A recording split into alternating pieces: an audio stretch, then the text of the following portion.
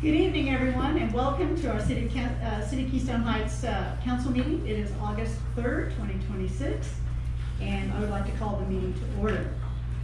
First of all, our invocation, Mr. Wright. Jump in with me and pray. Dear Lord, I thank you so much for this day that you've given us, Lord. I thank you for the rain that we've had recently. Lord, I ask that you continue to bless us with that. Lord, I pray tonight for the counselor. Lord, I ask that you give them wisdom, Lord, give them patience, Lord, as we handle upcoming topics that affect our city. And Lord, I thank you for our city. Lord, I thank you for our state, and I thank you for our country. Lord, please protect those who are out serving us. And Lord, we love you and we thank you. In your name we pray. Amen. Amen. Vice Mayor Welch, would you please do the pledge? Join me. I pledge allegiance to the flag of the United States of America and to the republic for which it stands, one nation, under God, indivisible, with liberty and justice for all. Mr. Booth, can I get a roll call? Yes, ma'am. Councilman Knight. Present. Vice Mayor Welch. Here. Councilman Lewandowski. Present. Mayor Rosenbaum. Present. And Councilman Ludwig. Present as always. Madam Mayor, you have a forum. Thank you very much. Well, tonight we have a very special guest, Miss Vivian Katz-James. She is our previous director, I believe, over the Save the Lakes organization, and I know you've decided to step down. So now I want you to step up because I have something for you.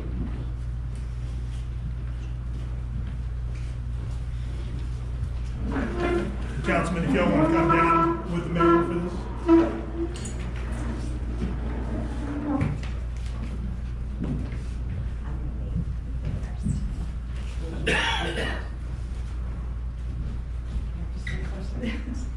Thank you for being here.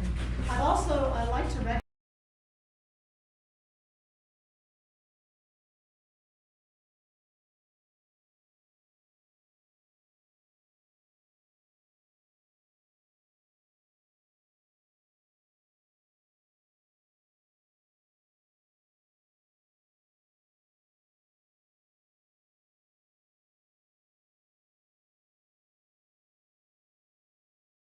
recognize exceptional achievements to bestow honor upon distinguished people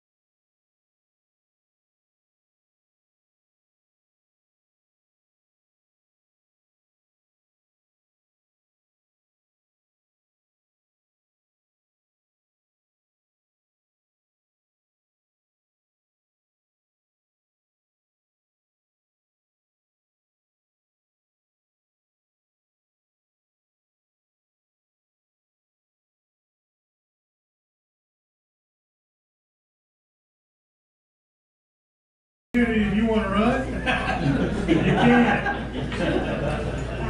If not, you can sneak out quietly afterwards. Also, many thanks to all the solo members and all the work that you all do to continue to support this whole effort with our lakes. Thank goodness we've been seeing the rain we're seeing lately.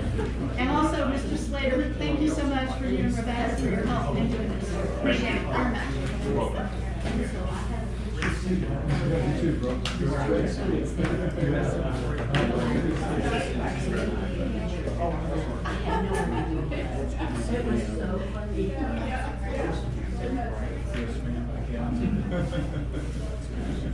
So as people are kind of working their way out of the room, with the recent rains, Black Creek got up to around about 35 cubic feet per second.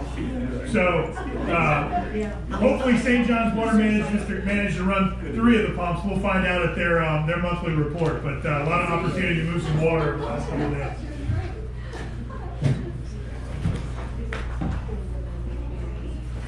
Thank you. Thank you all for being here. Thank you. Appreciate it. That Thank was you. wonderful. Thank you.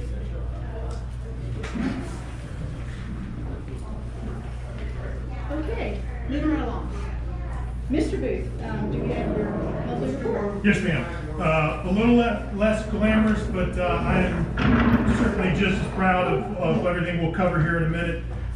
As always, I'll just go through our different departments. Public Works has been working pretty hard over the last, I think it's been 3 weeks since we did the last update. They have been out desilting, I think is a simple term I will use, for many areas over the last couple of weeks in our stormwater system. That paid huge dividends because on July 30th, which was Thursday night from 5 to 6 o'clock, the city received approximately 5 inches of rain here in town. I guarantee you that stormwater system is not designed to handle 5 inches of rain in an hour.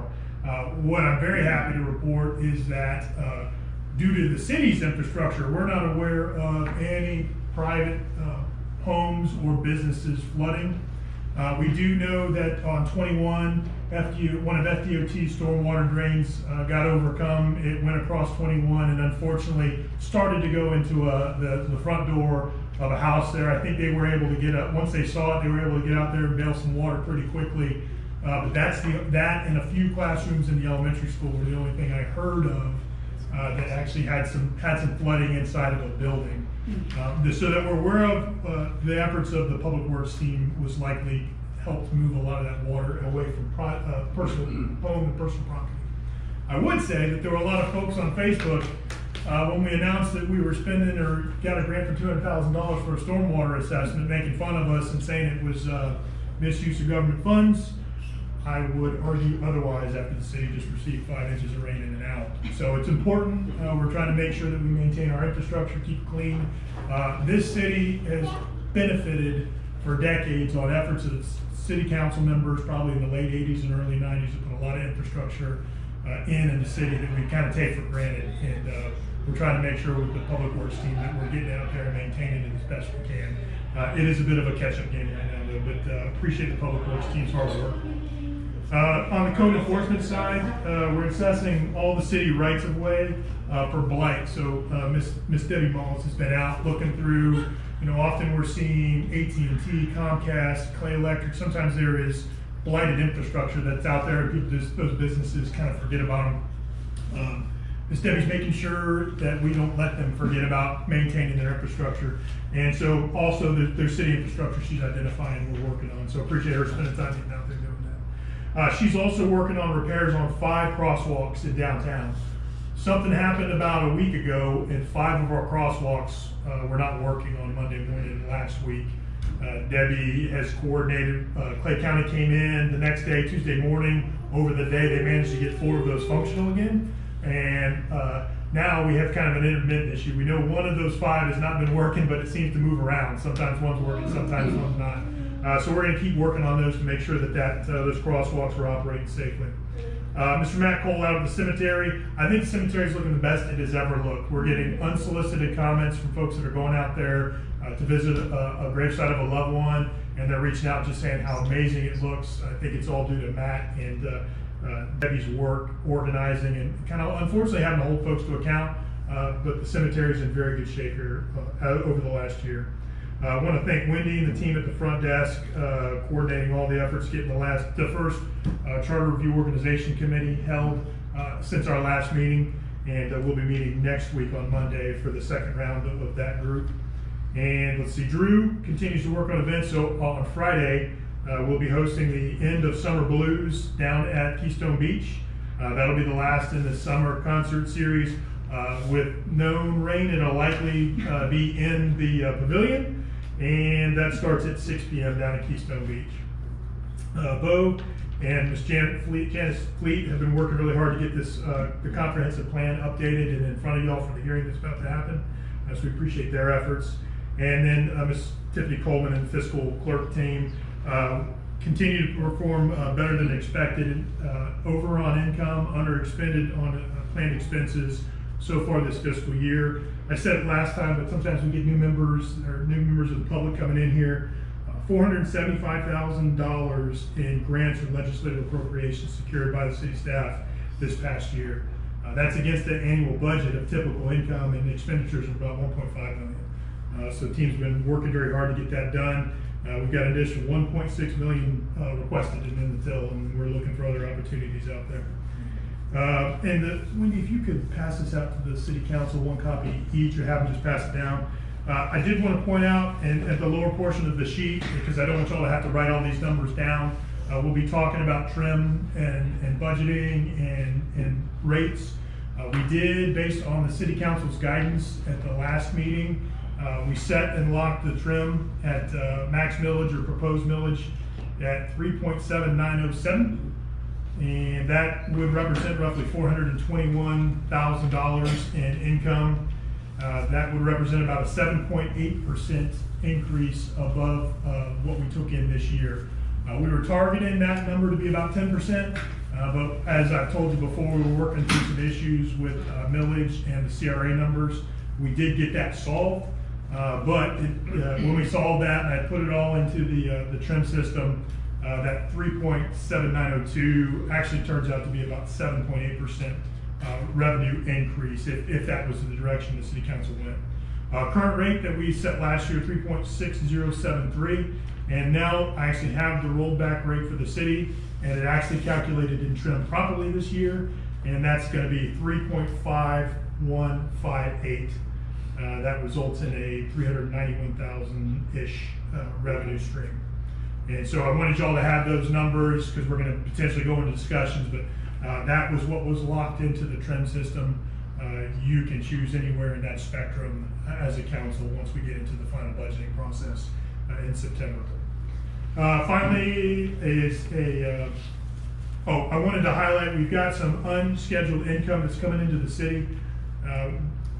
Florida Municipal Insurance Trust notified us that due to the reported labor hours that we reported to them, expected not this fiscal year but previous fiscal year, they did their audit and identified about $10,000 of over. When we reported our labor, we didn't execute that labor, and so due to the insurance industry's process, they've got to refund that to us. So we're getting about a $10,000 refund from Florida Municipal Insurance Trust. That's on the workman's comp.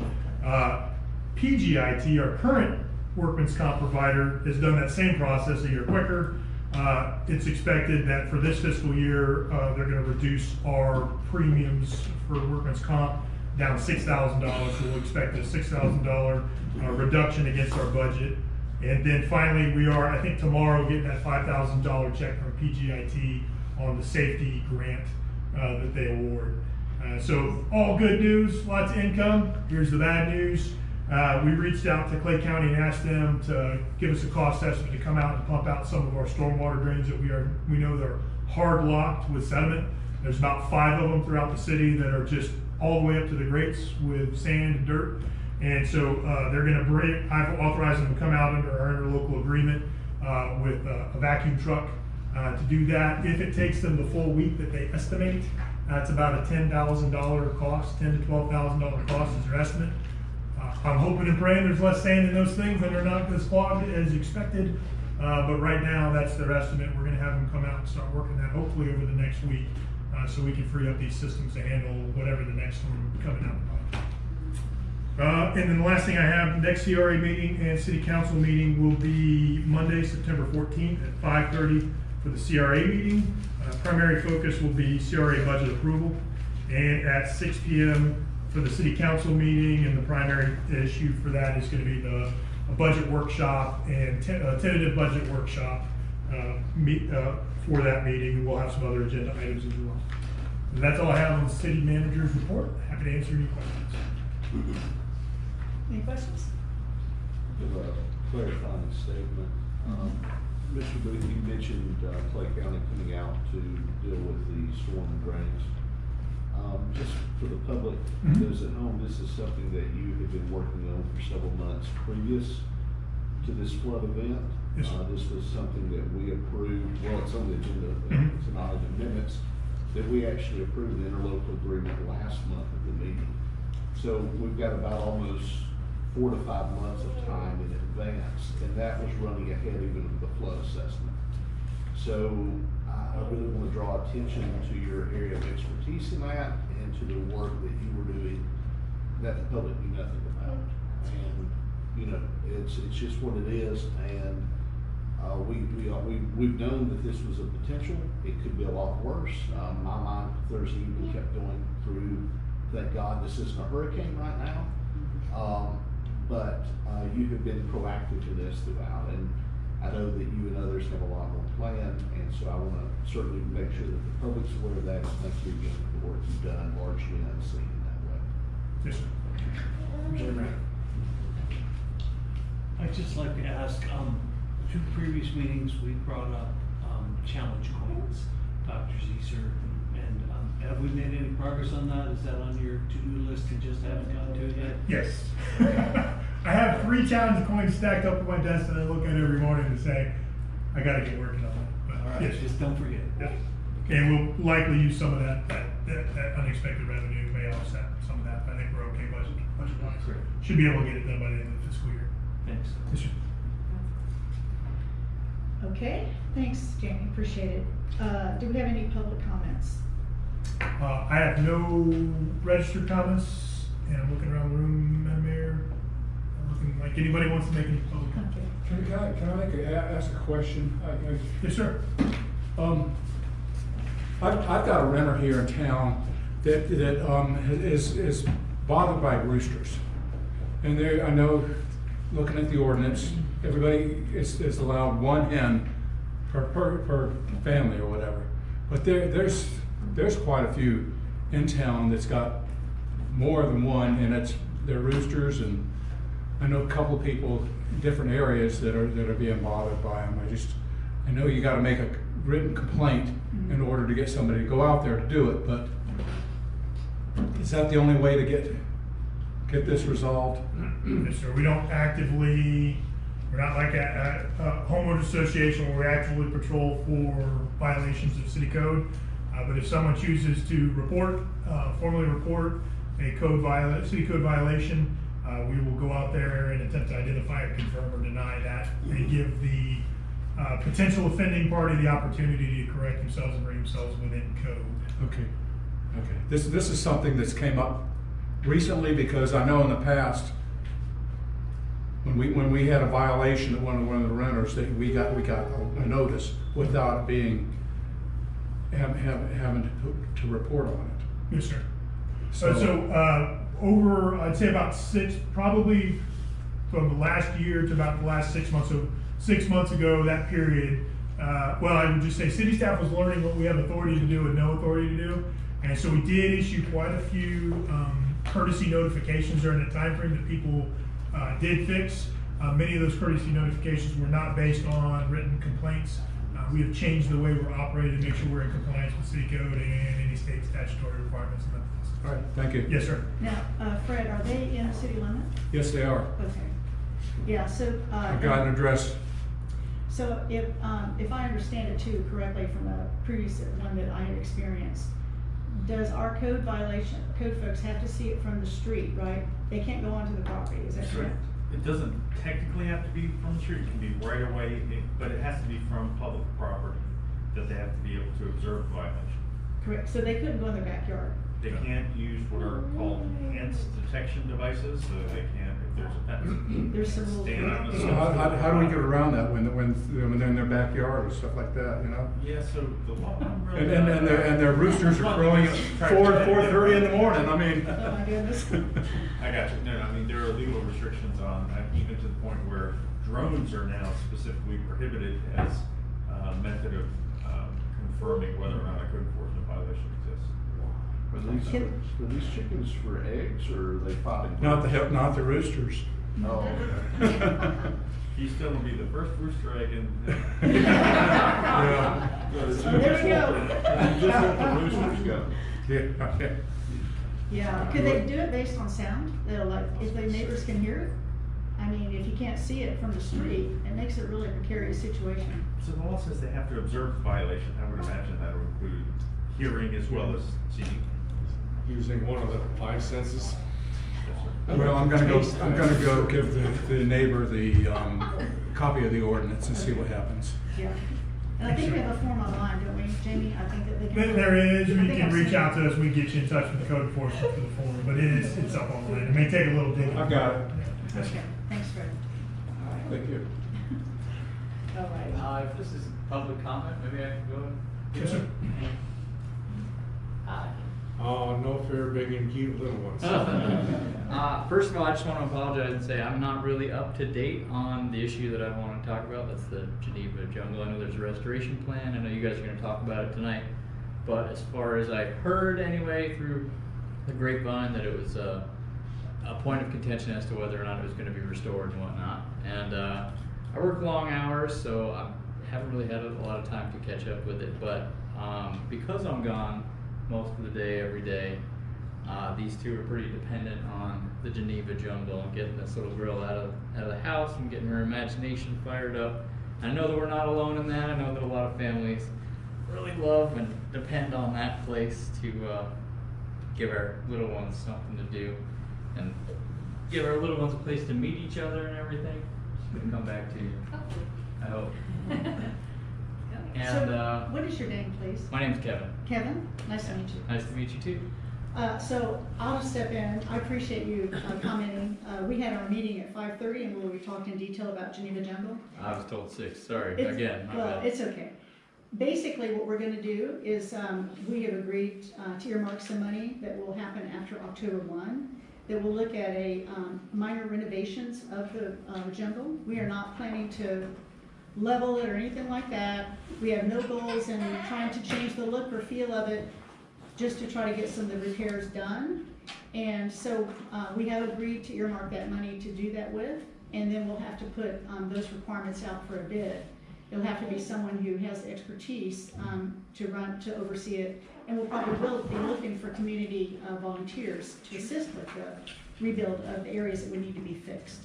So we are gonna move forward with fixing it, and you're just gonna have to stay tuned. It's probably gonna take, a little time yet to get that done, but that's kind of where we are.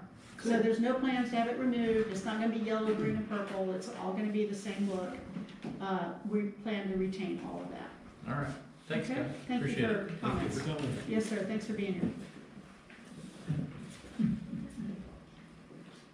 Okay, no more comments? All right, we're gonna move on to consent agenda. And gentlemen, have you all been able to look at all the stuff that we have going on here? I have a couple of administrative comments. Sure. So for the city council meeting minutes of July 13th, item number 5, under the city manager report, under the section called Public Works, we identified a local business that helped us with our 15-passenger van repairs. That business is called Riviera Tire, not River Tire. Riviera, R-I-V-I-E-R-E. So if we could fix that and recognize the proper company.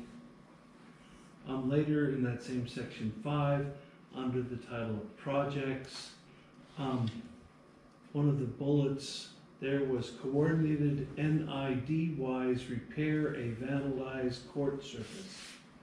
That didn't make any sense to me. I didn't understand what was going on there. So if somebody can rewrite that, I don't know what NIDY is. This is a company that built, Okay, I don't like the use of acronyms without spelling them out. it's not an acronym, it's nitty. They Okay. just spell it all in all caps. I'm just thinking if somebody 4 years from now comes to read these minutes, they'll look at that and they go, I have no idea what they're talking about. We'll clarify, sir. The next line down, fireworks contract, if you like them, tank, bow. I think it's supposed to be thank, bow. So, let's change tank to thank. Yes, sir. Okay, and the next one down, City Hall HVAC ITB. Acronym soup. I mean, I know what HVAC is, but ITB? Invitation to bid. Okay, please, for those who are not involved in this, they don't know what that means, I don't know what that means. Let's spell out our acronyms. And that was actually it for comments on the minutes. Let me just check if I have anything else.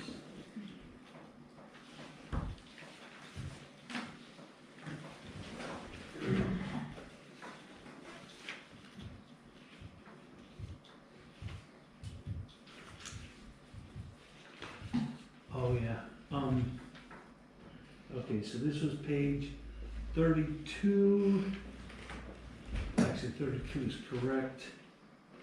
Of the packet that I received, as well as page 39, which is correct, but page 43 had the problem. So this was the interlocal agreement between Clay County and the City of Keystone Heights regarding our disaster debris management sites. So we identified 4 sites, and correctly on page 3 of the interlocal agreement and page, see that page correctly, page, there is no page number, in Exhibit A, correctly, the Sleepy Hollow DDM site, the Disaster Debris Management Site, both say 226 Sleepy Hollow Road.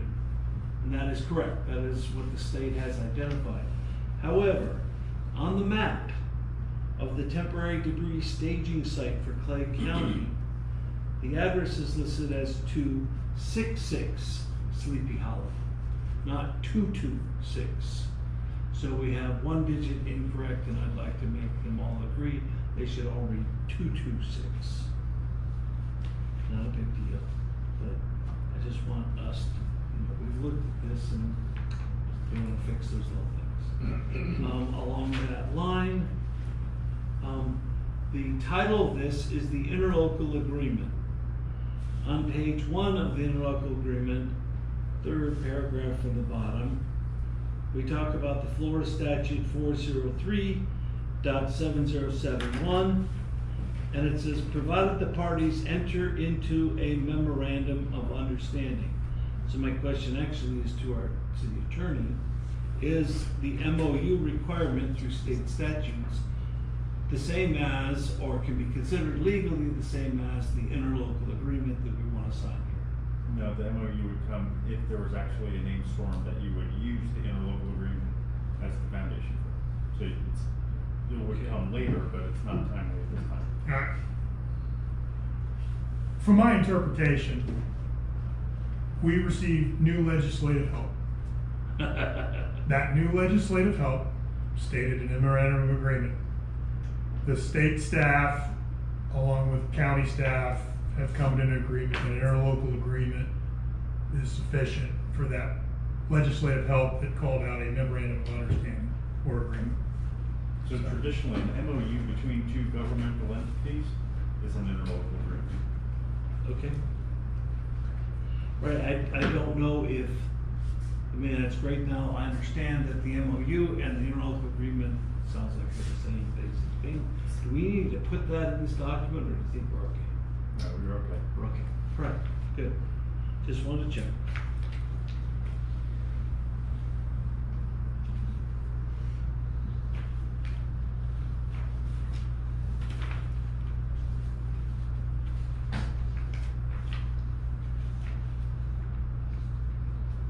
Good.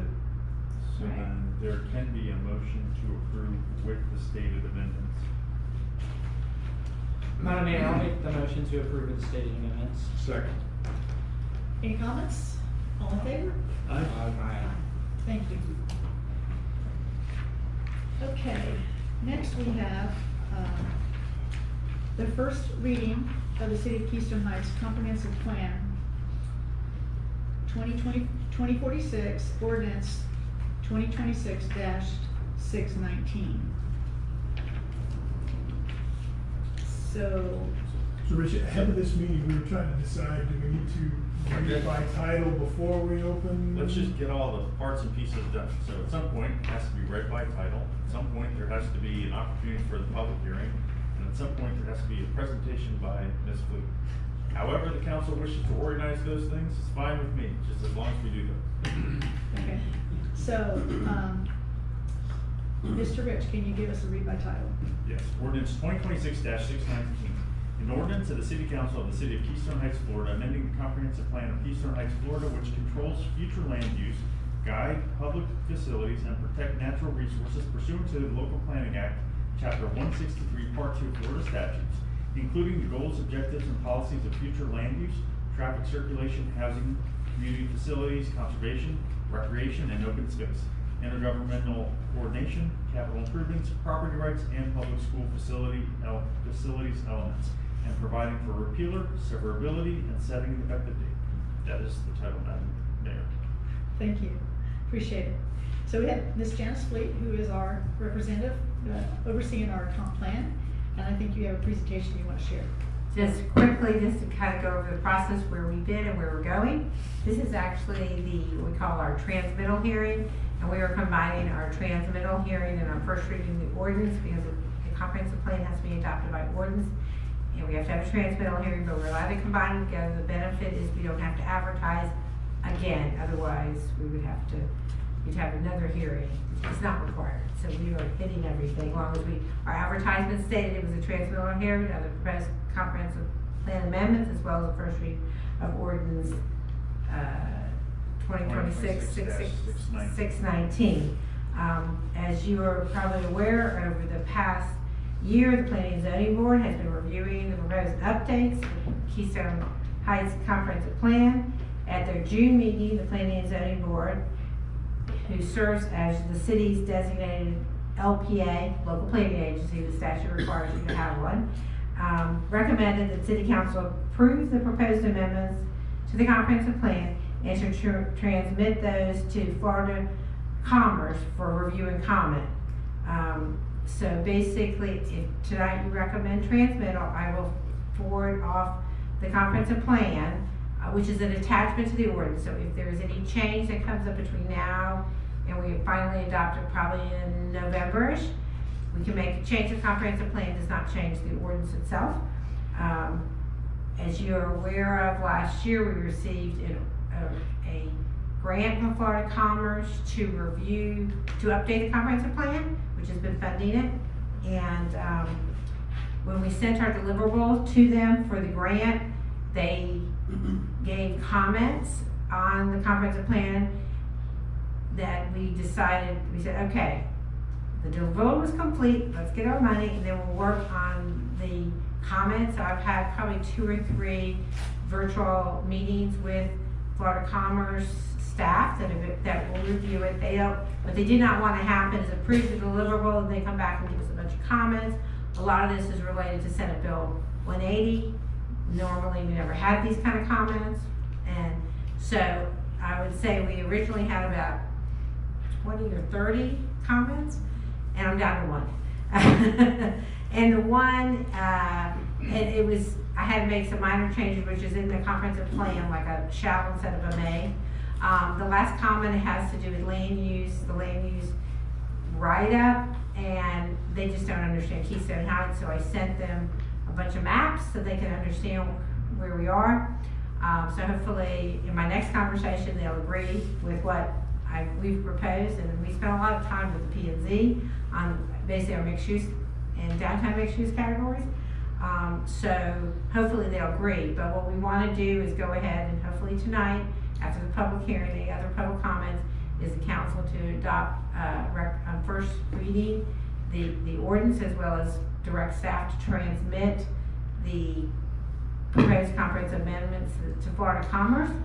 And then they have a 30-day window to review it. I also will be sending it to about 8 state agencies in the county, so that they can see if there's any comments that they would have. And then if there are any comments, we'll get them back, before then we would have to advertise the second and final hearing and for the adoption. So we'll have that time period to massage any questions. So one of my goals, and I was telling Rich before the meeting, is that I really want to move this forward, because the person that knows most about these comp plans, I found out in my last conversation, he is retiring, and I want it on September 4th, so I want it in front of him before he retires. I mean, that's just being honest. So he told me that, because I've known him for years and years, and he knows Northeast Florida. He used to be our planner when we started with the comp plan, so I really want to get it to him before he leaves. So, and I think we're pretty, like I said, there's one comment out of about 30, so we're good. So they kind of know where we're at, so I appreciate that. But here for any questions, I really want to thank the P&Z board and Wendy sitting in JV and Beth, but the board for their time and effort through the past year working through this comp plan, because they spent a lot of time and effort. So really appreciate that. Do you have any questions? I don't have any questions, just a comment. Thank you. As you said, you were thinking of a thank you as well. I know you spent a lot of time back and forth over here as well. I sat in a few of those meetings, but I watched them online, and I know you guys put a lot of time in getting this thing cleaned up. And just want to say thank you to you for your efforts as well. Thank you very much, Commissioner. Councilman. We appreciate it. So I have just a couple things, Okay. but I will echo my fellow councilmen. This is 80 pages or plus. This is a lot of work. I really appreciate you. Thank you. Let me go to what I think is Appendix A. Yeah, Appendix A. And on the first page in Section 2, I'm going to make a comment I've made before. We have the acronym LOS. And for me, that's line of sight. I'm a drone operator. So if you could please spell out the acronyms, I'd appreciate that. Okay. On page 2, under Section 3, water sources, you talk about the different permits, 22 different water treatment plants, or wells that contribute to the water treatment plants. And then 2/3 of the way through the first paragraph, this permit talks about one of the permits was issued in 2022 and is due to expire on December 31st, 2025. So that has come and gone. So I would ask if you could update that, what the status is on that. Okay. Okay, so that's the second page, Section 3 there. A little administrative comment. You have a table there that talks about the population, the water demand, and the capacity. And in the paragraph underneath it, it says the estimates and projections for the population of Keystone Heights and the potable water demand projections through 2035 are listed below. Actually, they're listed above. Okay. It's administrative, just, that's all. Page 4, for some reason, the software has truncated it, and there's this huge white space, and there's the continuation of a paragraph on the next page. And so that's, again, administrative, just figure out what the software's doing. Okay. Fix that. Section 5, the capital projections plan. I love data, I love numbers, but I had to pull out a magnifying glass to read this.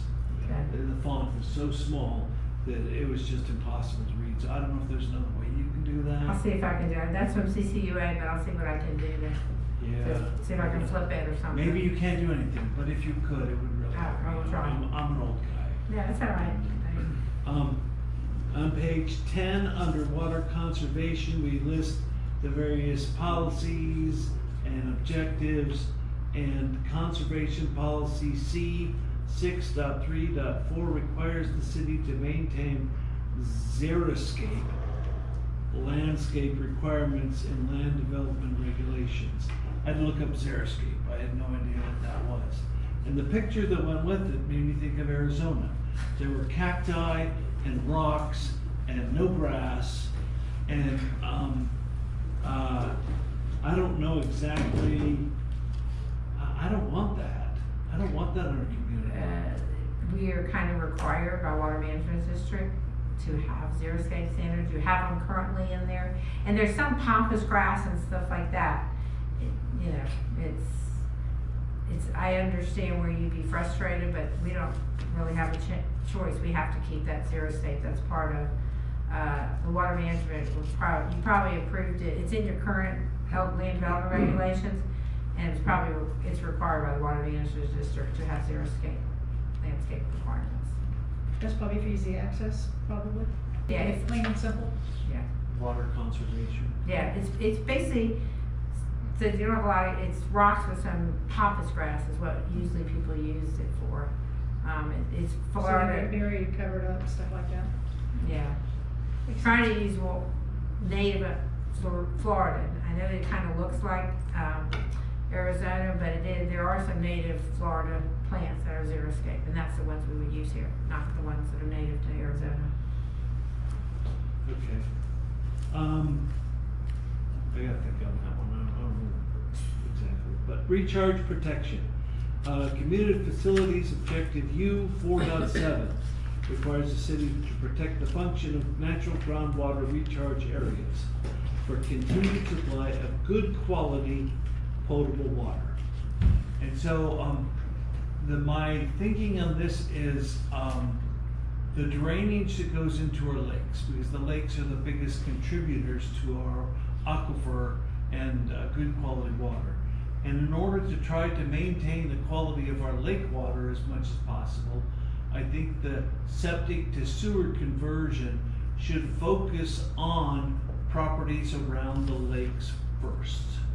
And that directly relates into this recharge protection. So this is my input for the city council, the city staff, that as we go through the septic to sewer conversion process, which I don't know how long that will take us, but I think we need to try to focus on lake properties closest to the lakes. Would you agree, Ms. 100%. Okay. Just clarifying though, so that, presuming that Florida Commerce doesn't have any other comments, and that we move to final adoption of a comprehensive plan, that is something that, at the point following that, we update our land development code to now be consistent with the newly adopted comp plan. That's something that would happen in the land development code. In the land development code. That's your zoning code is the best way, what people use to So call it that. I explained to our planning and zoning board, generally speaking, your comprehensive plan, think of it as like your constitution. Your land development code are like the statutes, just like statutes have to be constitutional, the land development code has to follow the comp plan. Yes, I noticed that our comprehensive plan, there was a lot of deletions, so it's more generic that way. Well, and to put something, even though I 100% agree with what council's position is on septic sewer conversions, to put it in the comprehensive plan, I can tell you now, will violate Senate Bill 180. So Senate Bill 180 passed one last year as part of the emergency management statute, and there was a little caveat in there that said, no county or municipality can make a revision to the comprehensive plan that is more, and the quote, is burdensome or restrictive than the current comprehensive plan. So to do that, I can assure you will get kicked back by Florida Commerce. So many local governments are doing these year evaluation and appraisal report amendments that really just conform with statutory requirements without making something more burdensome and restrictive. And that Senate Bill 180 sunsets January 30th of 2028. Many local governments are just holding on until July 1st, 2028 to make those types of revisions. Okay. So, I see our city manager making notes. I'm counting on you to remember it. Can I just ask, you also made a comment, so in Appendix A, under Section 6, it does spell out what level of service is. It also actually spells it out in the public school facilities element. It's also under Section 8.2 and 1.21. So there are 4 places where it explains what LOS means. Do you just want to see it put into that first appendix or like somewhere there?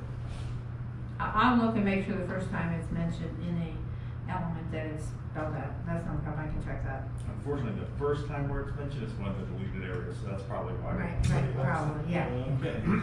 But yeah, I'll figure out a way. Okay, and my last comment is page 11, section 7, under the amendment to the community facilities element of the comprehensive plan. The second paragraph is U 4.8, and there's just, it might be best if I just give you this. There's a period where there should be a comma, there's 2 periods where they shouldn't be it at all. There's the acronym FS, and I have no idea what Florida that is. statute. Florida statute. That's used throughout the document. Yeah. I didn't see it anywhere else, but you're probably right. I just finally noticed it there. Anyway, maybe I just give this to That'd be somebody. great. And just so you know, the way that we have to send this to Florida Commerce, we will send this with all these underlined and strikeout. They'll give us comments back, like we've already got some of them. And then we'll adopt it with the underlined and strikeouts. And then they have 30 days to say it's in compliance. And then I will go create you a clean copy, so you don't have all the underlined and strikeouts. I promise you, I will do that, but I can't do it until we go through that whole process. And please, you've done great work. Don't take me the wrong way. I just want us to have a really good product. No, I agree, and I can't wait to give you that clean copy too, because I hate looking at the underlined strikeout. There are some, I think Clay County leaves it in underlined strikeout for 5 years and it drives me crazy. But I like to, when my clients, when I get them done, when I get it through and get finally in compliance, I give you back a clean copy. So, Thank you. yeah, no problem. And you need to, Now set we up a need fresh to for open the up public public hearing. So I'd like to open this for any public comments. Is this the workshop? No. No. So that's seven. This is public hearing. This is a public hearing on the ordinance for the comprehensive plan changes. Okay. Nobody? Yeah, I don't have any written comments submitted. No one jumping out of their seat. All right, then I'll close for public comments. And now we ask the council to vote, right? Yes, so there needs to be a motion. The motion, you would normally have a motion to approve. This is really a motion to transmit, and then it'll be transmitted for And- comments for this. And the first reading of the ordinance. All right, so it's motion to approve and transmit. Okay, I'll make the motion to approve and transmit. I'll second. Is that with the amendments? Yeah, there'll be. Yeah. They will be incorporated. Okay. All in favor? Aye. Aye. Motion carries. Thank you very much. Thank you so much, Janice. Great job. Thank you, Janice. Okay, so now we go to committee reports and recommendations. Planning and zoning, Dr. Zeser, is he here? Yeah, Madam Mayor, Dr. Zeser reached out to me. He's not available tonight, and he didn't pass on any comments. So. Okay, thank you. Keystone Heights Airport Authority, your budget presentation and approval. Mr. Dejanot? Sure, I think you received that this afternoon. Yeah, I'll just make a quick administrative comment. The version that we had initially posted online of the budget was missing one budget area. I think it's airfield maintenance. It's airfield maintenance, Yeah. which is something that's gonna be done all the time anyway. It just got missed. So we got the updated version. It was posted online ahead of the meeting. I printed out hard copies and put them on all of your desks. So I guess there's just one line item. And I left a copy back there for the public if anyone is interested in the very most recent version of the airport's budget. And the value in that line item is the same as last year. Any other questions about the airport budget? That Yeah. perhaps I might answer. Yeah, do you all have any questions for Mr. Dejanot? Can't? If you're happy, I'm happy. I'm happy today. Yeah, okay. You're probably glad so. All right, so nothing what's up mine. Okay. All right, thank you very much. Thanks, Dave. So there does need to be, this is, the city charter does require the city council to approve the airport's budget each fiscal year, so you need a motion to approve. Madam Mayor, I'll make a motion to approve the airport's budget. Second. Can I, all in favor? Aye. Aye. Thank you. Okay, next is the Budget and Finance Committee draft report, draft for the fiscal year 26-27, budget and millage rate discussion. Mr. Booth. Madam Mayor, so I'm just going to my notes here real quick. Just a quick summary from the Budget and Finance Committee meeting. We covered a draft budget proposal as well as draft for all budget areas for the upcoming fiscal year, so fiscal year 26 to 27. That covered the general fund, the infrastructure fund, the cemetery, and the infrastructure fund. Did I miss one in there? CRA, thank you.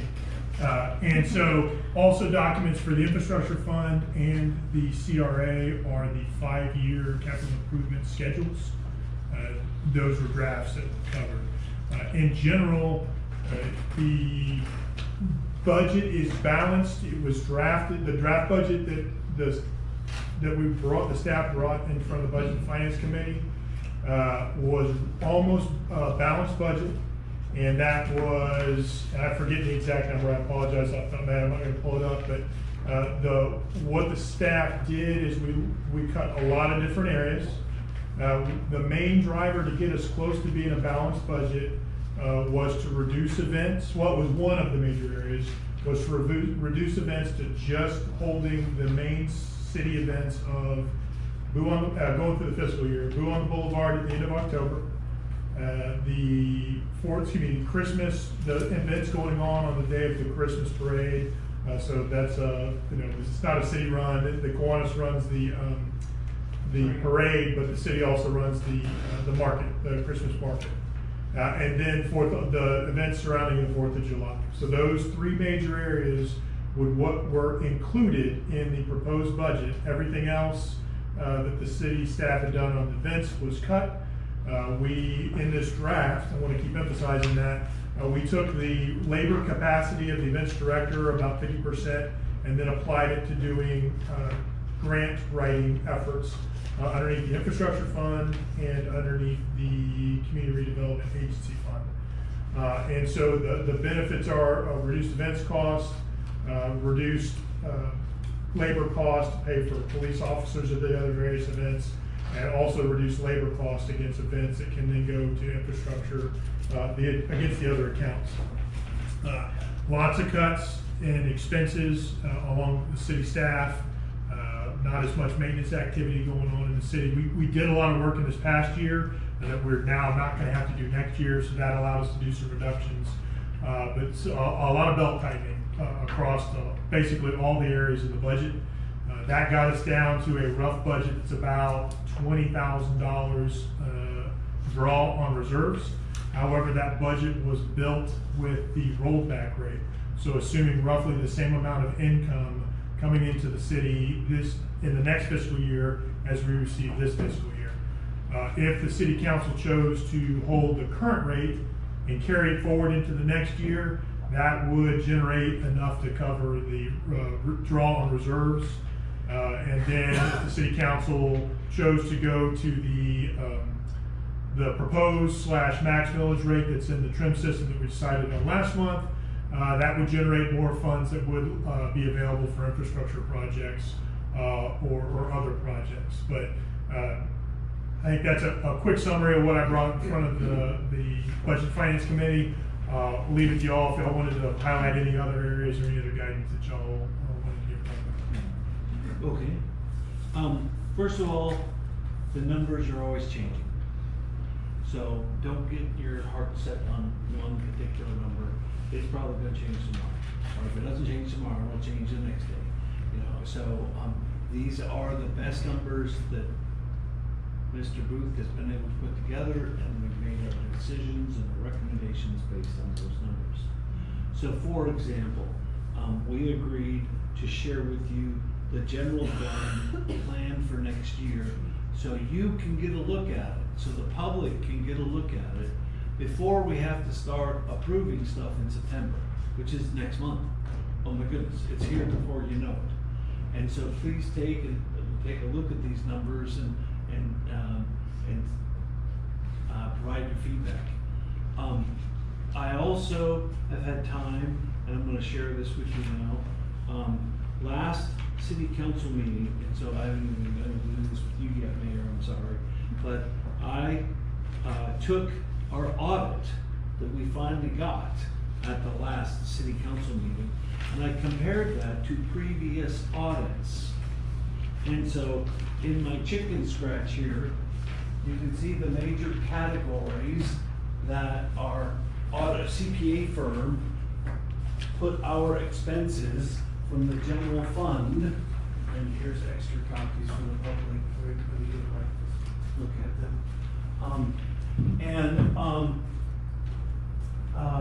I wanted to share with you, for the first time since I've been on council, we have actually had to look at cutting the budget. We had more than this originally in the budget. And so why did our budget get to be so expensive? And so I tried to put this together to see if I could figure that out. That's all I'm gonna say about this. I just wanted to share the information about that. And then the next thing is, if you look at the details, now I need to ask our city manager a question here. In this nice summary of finances here that you put together for the meeting, you said that the rollback rate of 3.5158 would have an income of 391,222. Is that for only the general fund? Yes, Okay. because the rollback, yeah, yes. Okay. And so normally when we plan for 95% receipt. We're not gonna get all of that. And so I did the quick math, and so take about $20,000 off of that, and that should be our planning number. So roughly 371 is 95% of that total for property taxes with the rollback rate. And if you look at the projected budget, again, numbers change almost every day. Our projected budget, we put 360,000 there. Well, we're still gonna have probably $11,000 more now, it looks like. All right, and tomorrow that number will probably be different. So this is the best we have right now. And then I don't know if you want to talk about the difference of the three options, or you want me to talk about it? I mean, yeah, you can share with it. I mean, I can Okay. talk to you about the max rate also, which is what we included in the handout, Okay, so, and the reasoning. right. So, last council meeting, we voted on a maximum possible millage rate of 3.7902. And that was based upon our city policy of increasing the millage rate no more than 10% in any one year. Well, it turns out this is only a 7.8% increase, but it's still a significant increase, 7.8%. For the public's benefit, this only refers to the city part of your property taxes. There are other parts. There's a part for schools. That's not going to be affected if legislation passes in November. There's police and fire. That's not going to be affected if the legislation passes in November. There's a county part. That will be affected if this legislation passes. So it is incorrect to say property taxes will go away if your property is worth $250,000 or less. That will not happen. Your property taxes will be reduced by amounts that the city and the county will no longer get. But it will not go away. You still have property taxes.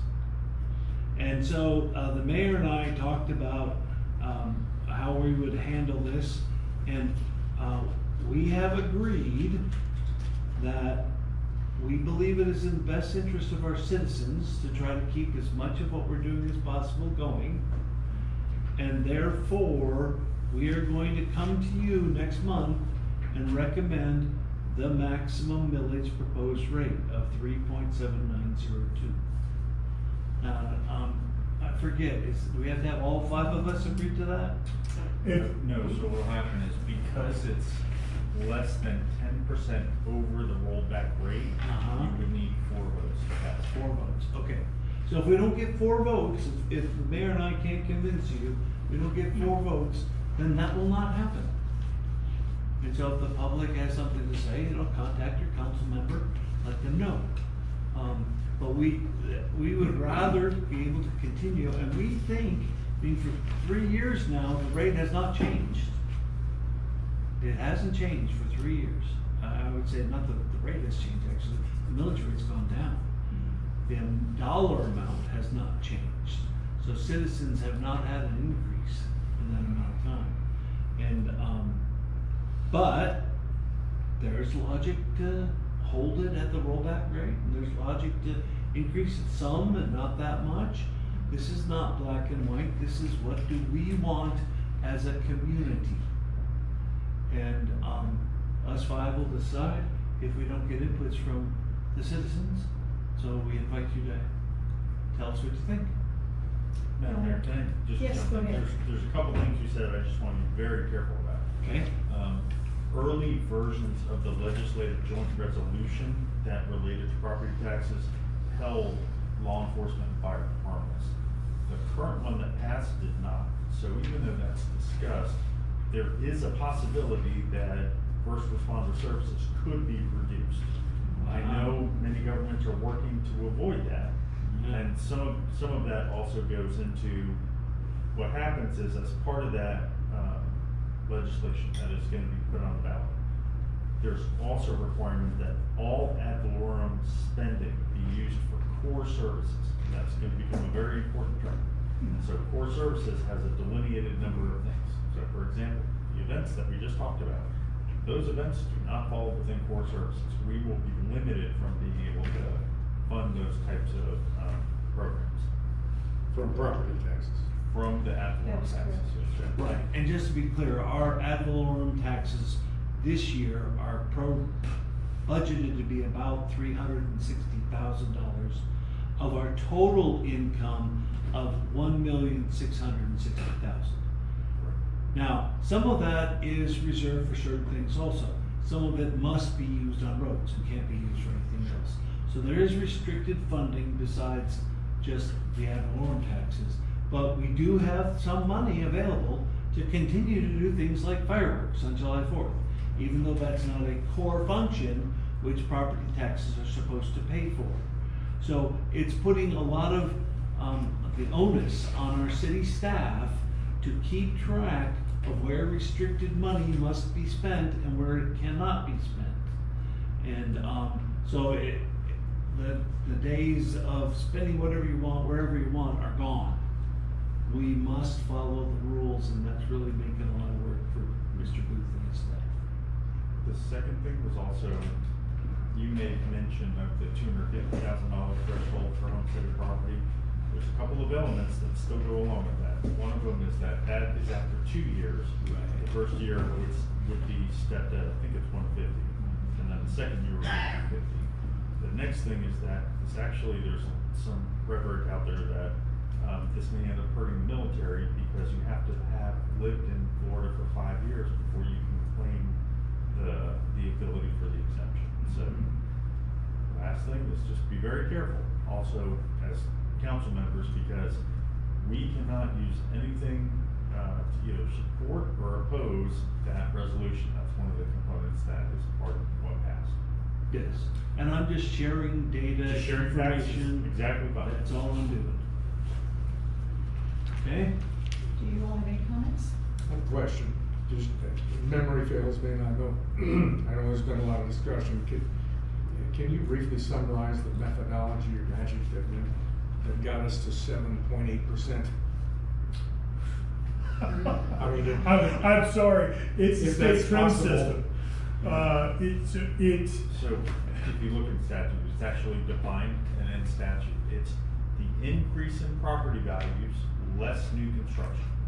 So when the property values increase, what happens is then you back into what interest rate would have to be applied to bring in the same number of dollars as what was brought in last year. And that's your rollback. Okay. So when you calculate that difference, which is really based on, we don't have new construction here, but for other places, they worry about that. So when you calculate how much the property values increased, based on those property taxes, on the old rate, you can figure out what it would take to generate the same number of dollars. And again, that difference between last year's number and this year's number, that's your whatever. Okay, thank you. I do remember some of that now. It is indeed magic. I guess it enshrined in state statute. Yes. And in the state system, he plugs numbers into a state You really system. wanna make your head hurt, and I'm not asking you to ask the question, ask the question how the CRA factors in. Yeah. That's, And I remember you told me there were some errors in the state system for a time that made it even more delightful. we So finally we're figured clear, it not out. errors by Mr. Reed, just, Pardon? oh, so we're clear, not errors by Mr. Reed. Correct. That was my point in mentioning it. Brandon, any comments? Okay, No? I give up. Brian?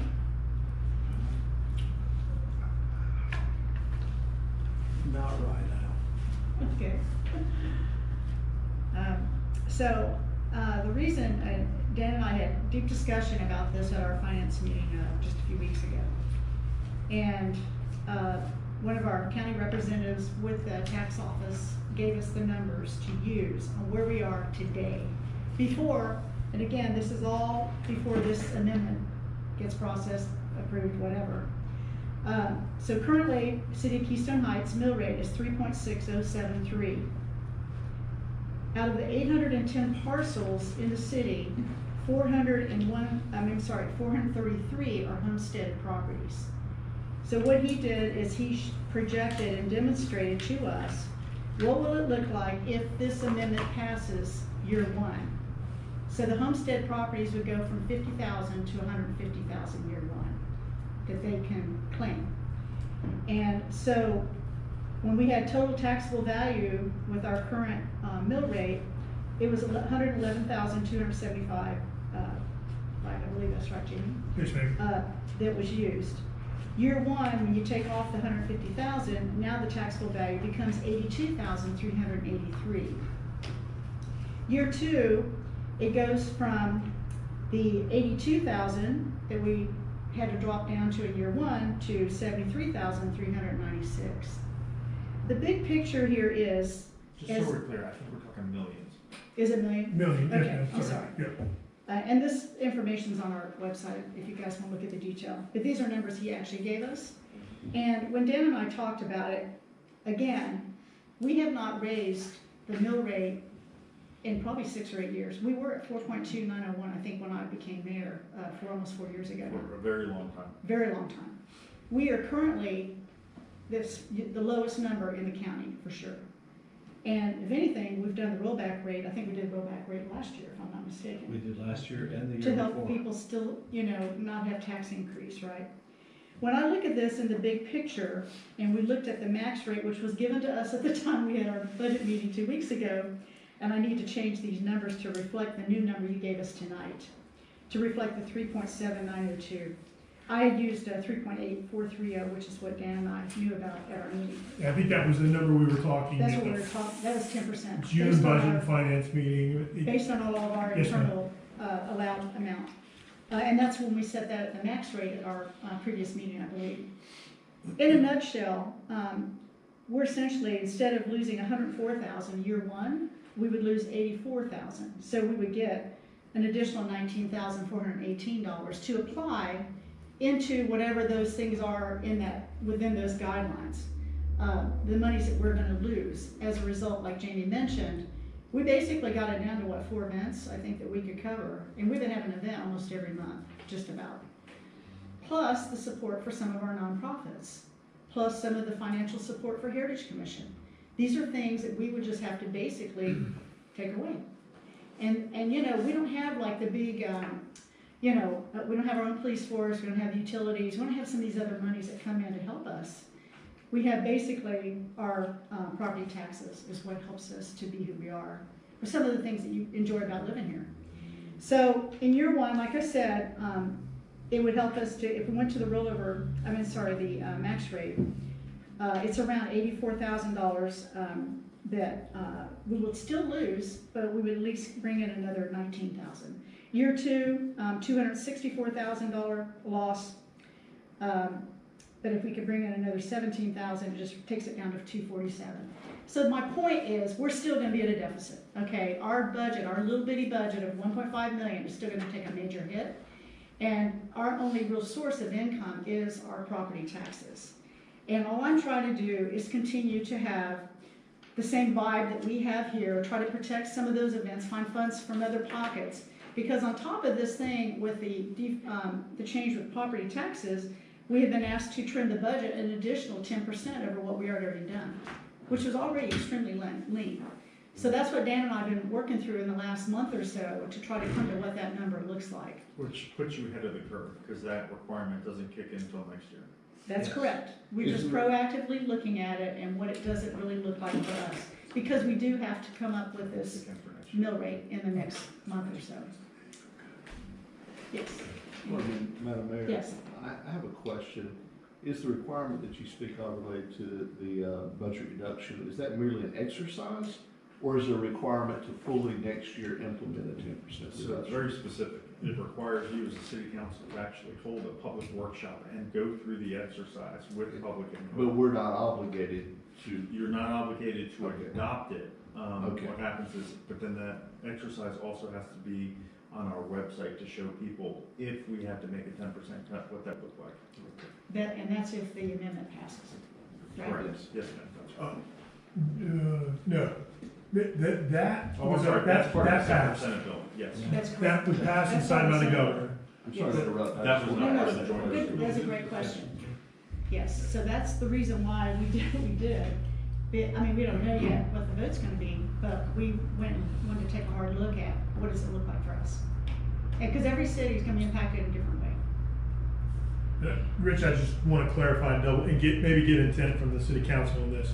I just noticed that takes effect 1st of January. I was looking at something today to Right. confirm. We do not have to do that process unless y'all want to do that You're just ahead of the process. curve. That's We're all. just, yeah, we're just doing proactive. I would prefer that we hold off on doing the exercise. No, I agree. Well, I mean, we've done it, we're not gonna do anything more. Correct, but what I'm talking about is actually drafting a separate draft budget that reduces 10% off of last year's. What I think we're hearing is don't do that this year, only do that next year when it's required by the new statute. Is what I would recommend that. I think that's what I heard Councilman Knight say. I just want to make sure we can. And to what the mayor said, though, I would say we've already kind of gone through that process. We've gone through it, we've looked at it, and, you know, We reduced the we budget agree. already, Yes. so I think we're done. Yes. And so I have no problem with this, let's wait till next year. No. I'll clean up any language and any draft calendars and all that sort of stuff, because I was full tilt trying to jam that in and change our website and all that. But Yeah, we'll get it online for next year. and I'll redo this, spreadsheet to reflect the new, the other way. Sure. There's, I have a question for Mr. Commando.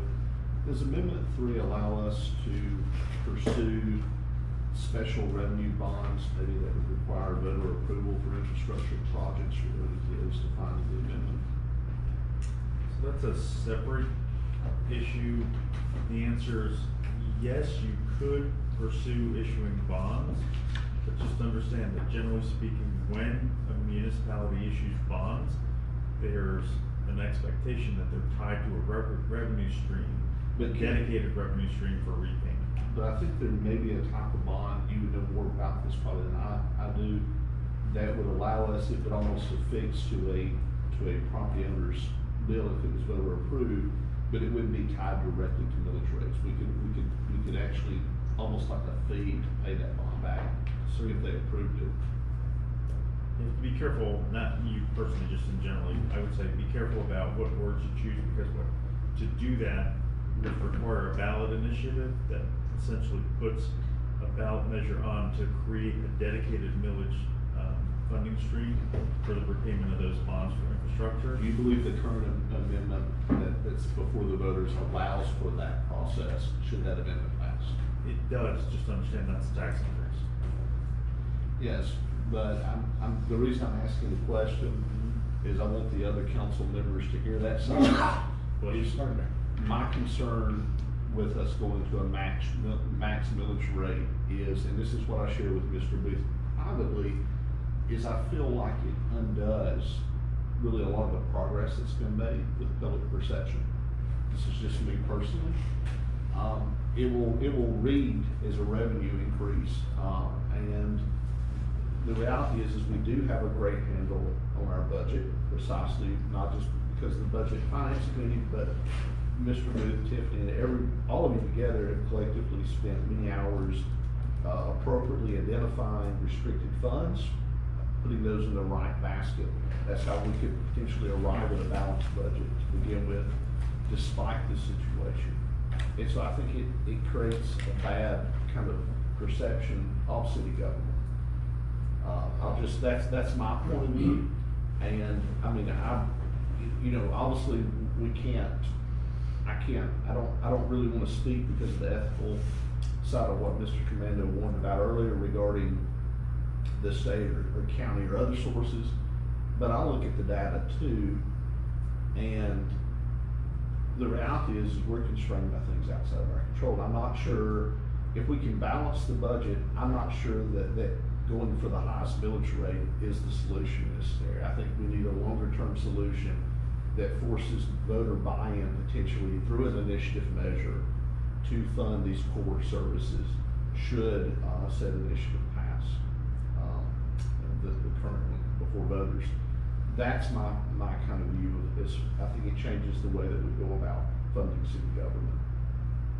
That's just me personally. I'm not, I want to put that out there. And the problem I have with the situation, frankly, is there's not one budget item that, and I want the public to understand this, that the mayor, the vice mayor, any other council member here from my perspective has proposed that is bad. There's nothing in our budget that I say today or tomorrow I don't like. But I think this is a real change in the nature of the relationship potentially between government and how we acquire revenue.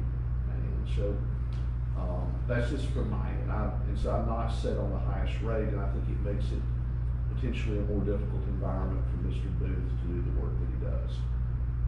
It creates a perception that City Hall is taking money, and we're already going into a different environment. Maybe I'm not clear enough about that, but I can be clear. I don't know how much more legally I can say, really. No, you're good. And honestly, I mean, from my travels, it's important that you have these types of discussions because they're going to become real problems. I think the challenge that you, along with my other clients, are running into is it's not necessarily that your government's trying to take more money, but the cost of goods and services that people expect, those costs go up. Like when we do the invitation to bid for the HVAC system. HVAC system doesn't cost the same as it did even last year. So those are the things you're all trying to balance. If I could just add, I have led the charge the last 2 years for the rollback rate. And both years the vote was 3-2. It was not unanimous. And so this council struggled, I'll say, with those choices of going to the rollback rate, just for the reasons that you have said. But my logic to lead this charge was because we had such a large reserve compared to the recommended amount of reserve money that we should have. And I said, we have so much extra money that we don't need to charge our constituents more. We don't need to build this into some massive rainy day fund. I am no longer of that opinion. We have drawn down the reserves because we have not collected more taxes. But we have given our staff pay raises. We have had to pay higher rates for contracts, for vehicles, for maintenance, for supplies. Those numbers have gone up. And so, because we like to give our staff a pay raise, because we have to pay increased costs, we have drawn down our reserves. And in my mind, that's gonna stop now. So, I have a question, if I might interject. Mr. Booth, I was looking at data from one public policy institute before, and I think they were talking about Clay County maybe. So I'll leave the millage side of this, tax side alone, but they were saying that inflationary costs, I think it was like 20, maybe 16 to 2025 was something like 54%. I think it might be a good idea to pull a couple of our expenses, whatever we have from data that we could, maybe just as consideration, and look at that from 2014 through now and see what kind of inflationary costs we've had as a community. I would kind of like to look at that data. I don't want to derail you, you've got a lot of other items, but if you just pick out a couple of items, could be healthcare, you know, I know we've got a couple of things there. Well, Jimmy, haven't you, I think we were talking about healthcare the other day, the last 2 years. What's been the difference in that in just the last 2 budget cycles alone? Oh, so last year, if you took the per employee, let's just do it that way, it was about a 10% increase in cost that we're executing this current fiscal year budget. I reached out to our insurance company, because we don't renew until right at the change of the fiscal year. We start the process and we don't go onto the new account until December. And they're telling me for small city rates and all, expect somewhere between 10 and 14%. And so that's been built in an updated version of the budget. Cost increase this year, so from last year, which was 10% over the previous. That's why I'm thinking maybe that side of that story needs to be told, because that's my real concern is the perception side of this. I don't get me wrong, I think everyone knows I'm conservative. It wouldn't shock any of you in this room, surely, if, you know, but, it does, I feel like, put Mr. Booth and city staff, you know, and characteristically, bad light potentially with the public a little bit. That's just, now, again, you know, elections are decided by voters, and so it may or may not matter, but that's kind of my view in this situation, if we can achieve a balanced budget. But I do think that longer term, we may need to go a different route. I don't know that we can undo a decade's worth of, well, I'm not going to say that publicly, but I do think going forward we need a different path. I don't think that millage rates are going to be the solution for infrastructure investment in the future. I hope not anyway. It's not sustainable for the city, in my view. You know, and sometimes, so even if you do an annual analysis between 2014 and today, I think the challenge is there are certain products that you don't buy annually. There are certain things like, I'm watching some of my clients on the commercial mowers. Some of the commercial mowers are up 200, 300%. Yes. They don't buy them every year, but when they buy them, there's huge sticker shock when they have to. I think the 54% was based on core CPI, my memory's correct. So we're chasing something that we can't outrun right now. And that CPI may be a worthwhile input to the comparison we're talking about as well. Can I interrupt you? I guess I'm a little, I agree that we need to be sensitive, certainly to our citizens' concerns, inputs and attitudes. I fully agree. At the same time, I'm not too concerned about some person that posts on Facebook who knows when he or she goes to the gas station, goes to a grocery store, pays his insurance bill, he's seeing all the same increases as everybody else is, but then they turn around and complain about the cost of city employees and the cost of city services and so on. So you can't have it both ways. And to folks that seem to have that kind of attitude, regardless of what happens, they're going to criticize government on every level. I have just, forgive me, I'm tired of it hearing it. I don't care. You know, you, the citizens, elected each of us to do what we feel is best for the community, and for the city, and get the best value and the best services with the resources that you entrust us with. And we do the best we can to make you aware of what we're doing and show you some value.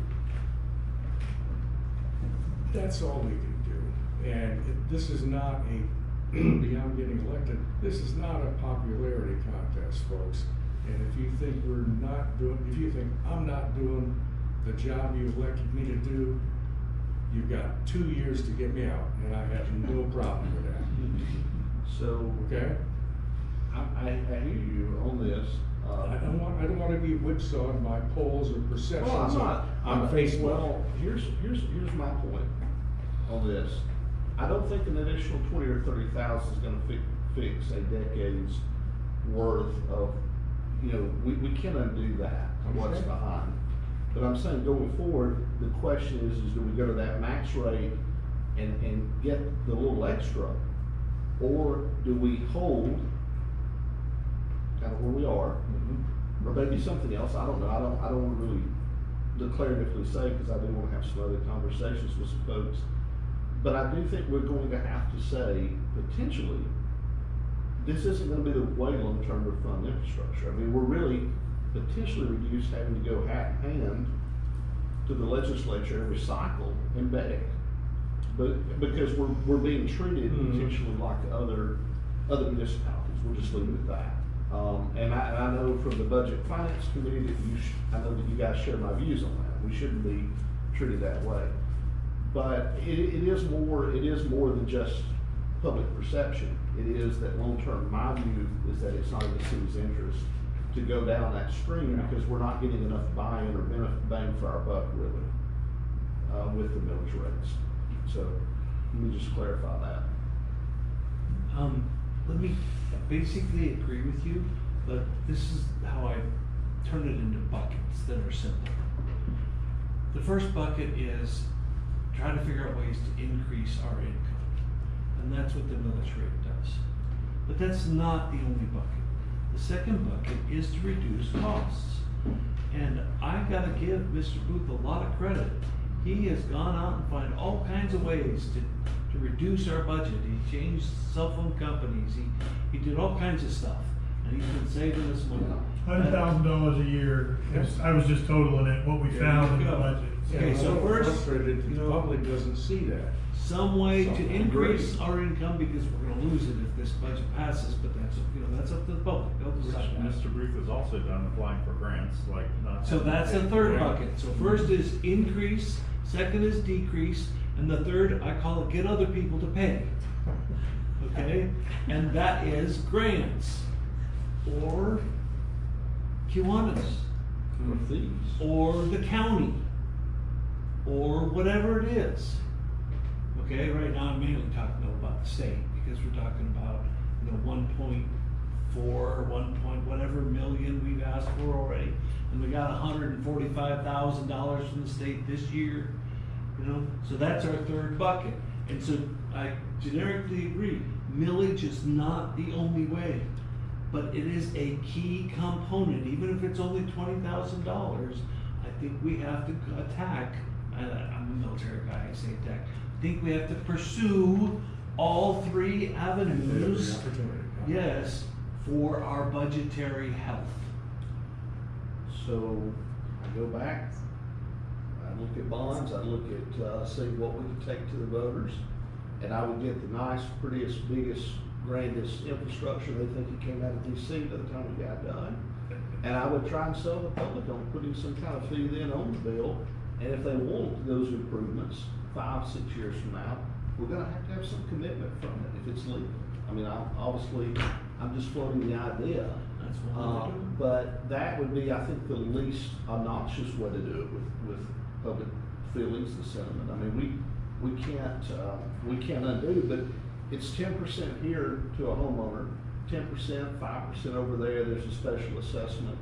And so in the summation, someone living in a community, they don't just see that we kept the rate the same. They have that completely different perception you're talking about. And that's why I just think the least harm we can do right now is not to go with the max revenue.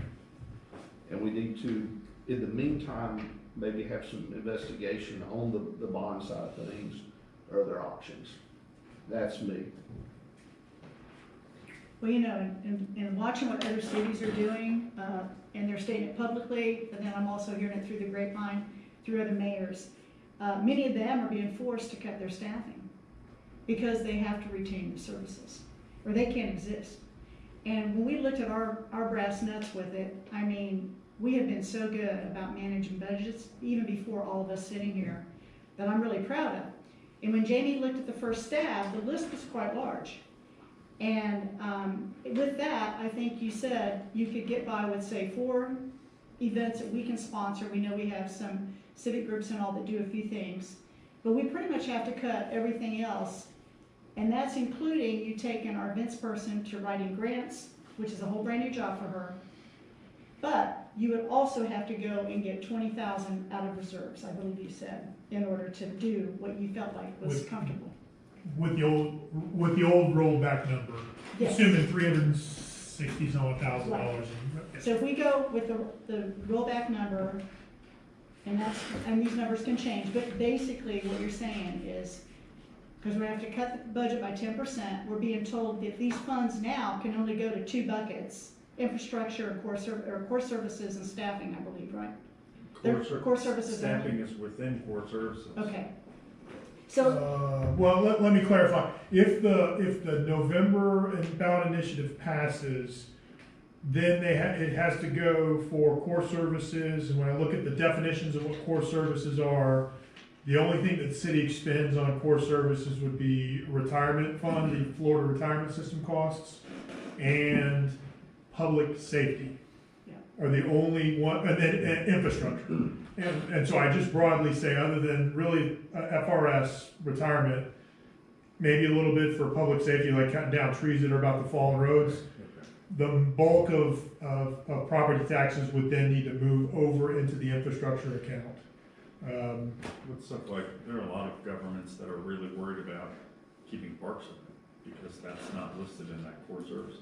well, I mean, just like we talked about. We could. You're saying that we cannot use any of those funds to fund infrastructure related to parks? I understood we could. Not a property tax. No.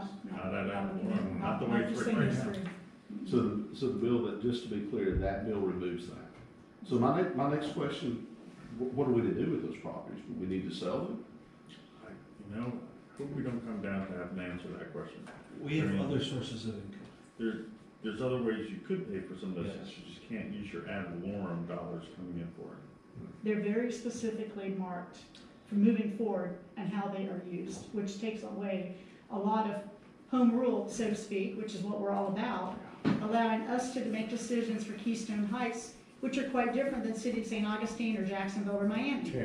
And so we're all being put into one pool and saying, here's the criteria, no matter who you are, all 411 cities, go. This is what the requirements are. So in a little town like us, we don't have a lot of the opportunities for certain types of grants or, fundings that they get that we would not even be eligible for. So it really kind of cuts our hands off on some of the community things. I think what makes us a city are these little pieces of I'll call it luxury if you want to call it the small town feel. Some of the things that we do here, and like I said, parks and things like that. I look at it like, can we take just that little bit of extra, like I mentioned, whatever, 20,000 year 1, 19 the second, or 17. Maybe that goes to something else in the main bucket that we can use that piece to go toward an event or toward a support for a civic group or whatever. Could be the whole thing with the CRA deal. We did the mural. So guess what? When that funding gets cut, we can't do things like that anymore. We won't have the money to do things like that. And, that's the part that kind of kills me the most, because it has taken away it will take away a lot of our flexibility on things that we can do and make it very black and Like you white. said, the Heritage Commission, honestly, like we just did the presentation to Solo, those are all things that you can't fund out of that ad valorem if the amendment passes. Yes. Mr. Hatch, you had your hand up. I'm not gonna make commitments. Keith, do you mind coming up to the microphone? I'm sorry, it's just, when we're recording, nobody can hear from the seats. Thank you, sir. I am not gonna make any commitments, but you have talked about other streams of revenue. I know that the Kiwanis, the District of Kiwanis, Florida, has a foundation board. I've talked to several of you all. Can't say what we're gonna do, how we're gonna do it, but we're beginning to discuss. How can we help raise revenue to help out with the park? I'm sure there's other organizations such as ours, such as Kiwanis, that have similar structure, financial structures, and grants, and things of that nature. I say all this to say, the $2,500 for flags, we got those. We don't have to worry about that, okay? We've got those. The Kiwanis can take care of those. I'll make that statement right now. Cut that out of your budget. We don't need it, okay? We'll take care of it. We want to fly our flags in the city. But the CRA over here, the Geneva Jungle, we'll find a way to help. How much, I don't know. But the Kiwanis will help you out. Thank you very much. Appreciate it. Deirdre? I would just like to ask, You gotta come up. Yeah, please. Your voice isn't stronger than his. There's fair. good evening. I would just like to ask, when is the date that you will allow for public comment? For what? Public comment, for all of this? You can do it at any meeting. Okay, so I didn't know we would be discussing this. You mean the budget specifically? Well, the whole scenario with. The whole shebang? The whole shebang, like, you know, you were talking about, Mr. Lewandowski, the different buckets and how they would be used. And I'm understanding this tonight now for the first time, how the legality of this as what you're calling core services is really gonna impact how this tax reduction overall is going to affect Keystone Heights. Obviously, it's going to affect every city, like the mayor has said. It's going to affect every city differently, and certainly Keystone Heights, with our low, property tax revenue to begin with, is going to be really impacted. And so I just wanted to know that when we would have an opportunity as a collective. So some of it comes up in the budget and finance committees. Okay. And then some of it will come up in the budget tentative and final approval. Okay. Or you can come speak at any council meeting. And just Well, I just wanted to speak at a council meeting where it was relative.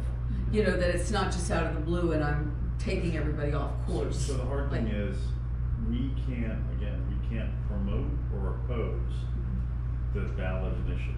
So we can only talk about facts. And that's a very narrow, just to caution our city council. So I know they have their own. So they can't really say, oh, if it's Correct. going to pass or it's not going to pass. Is that what you're saying? Well, they can't even say if we don't want it to pass or we do want it to pass. Got it. And there's reasons for that. Right. Miss Okay. Miss Murphy, I think there's a councilman that might pass your house on Walkie. You should tell them how you feel about the situation. Just if I run into someone. I can point you to where the mayor lives. The question is which councilman passes their house walking, because I'm pretty sure we both do. I think you all do.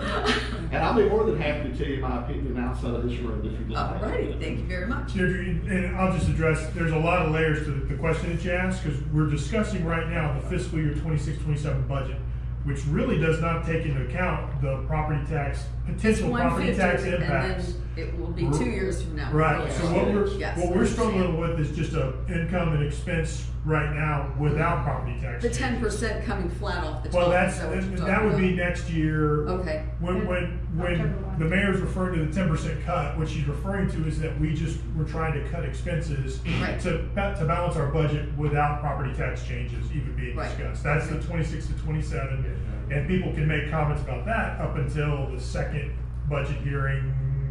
The first one's on the 14th of September. It's like the September 21st. 21st of September Right. for that. And then if people wanted to continue to make comments or concerns or express concerns about any impacts or potential property tax changes, you could really do that in a city council meeting all the way up until the vote on the 4th of November. Well, as you all know, I have a two-folded situation here. So on one hand, I have, I live in the city limits, and I will be impacted by the taxes. On the other hand, I am chair of the Heritage Commission, which I will be impacted by the taxes. And so, it's very personal to me in many ways. Well, aren't you a realtor also? Yeah. Yes. So, and that's going to impact Yes. all of Florida. Yes. That's going to impact all of Florida. Absolutely. But what I'm really focused on is our little community, and I do 50% of my business here in Keystone, and 50% outside of this county.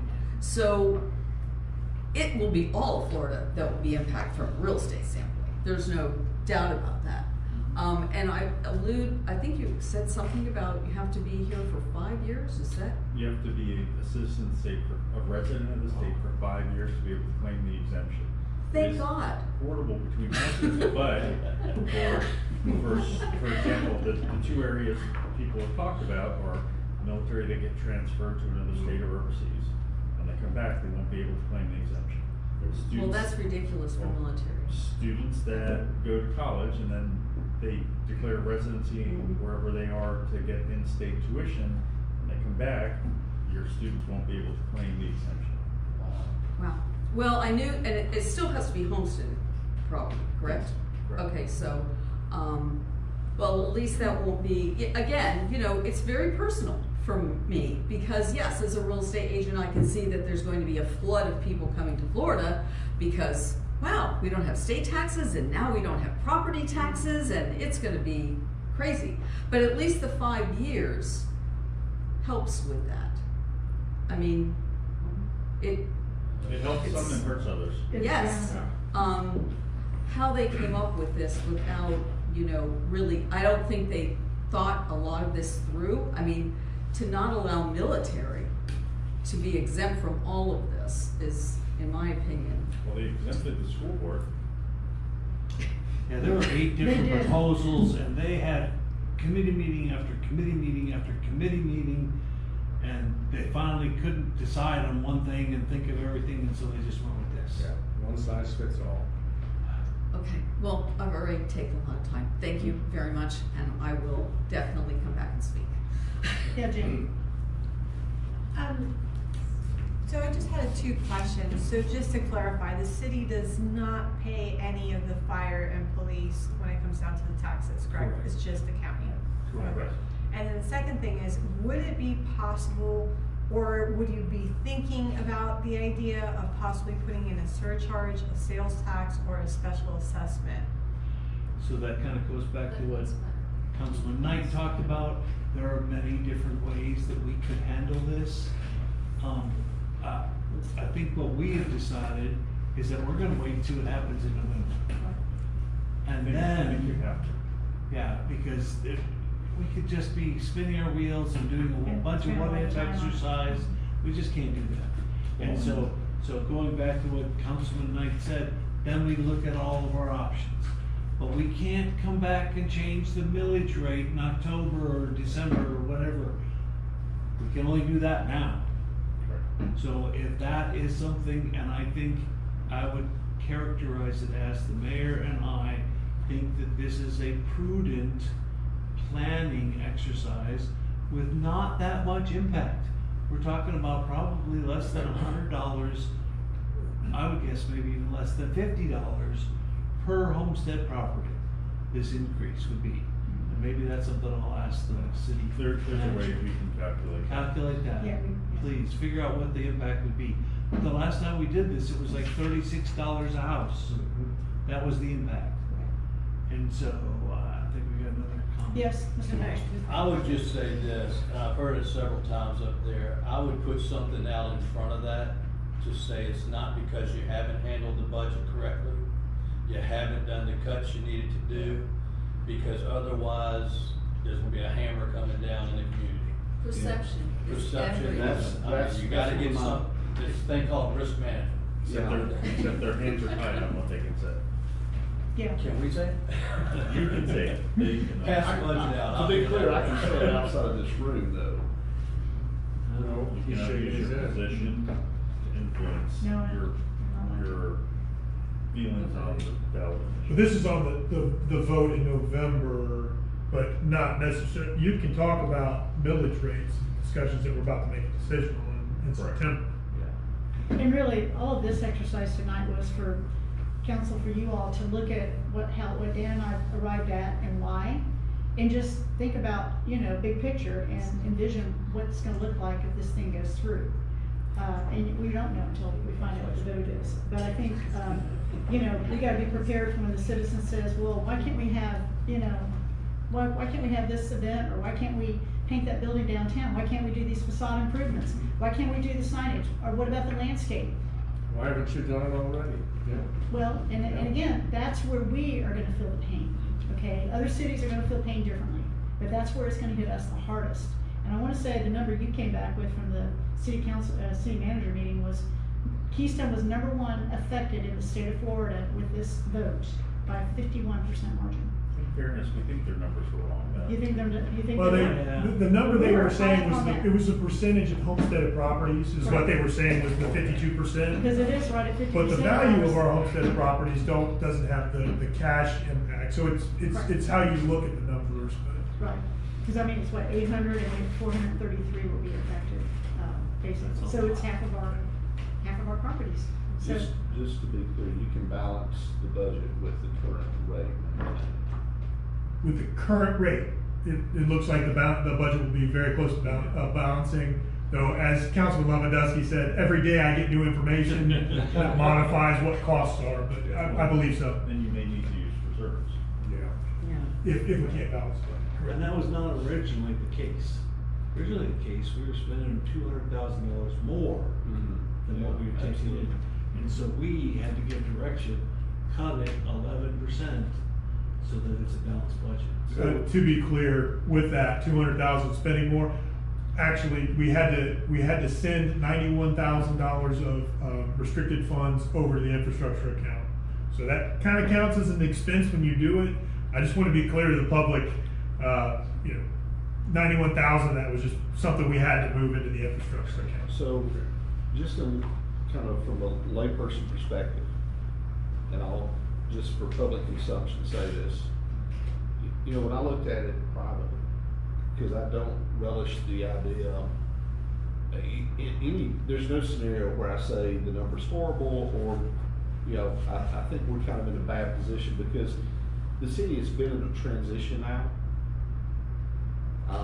We're going into your second term. So what maybe the public doesn't capture always is that the city has been in a transition now.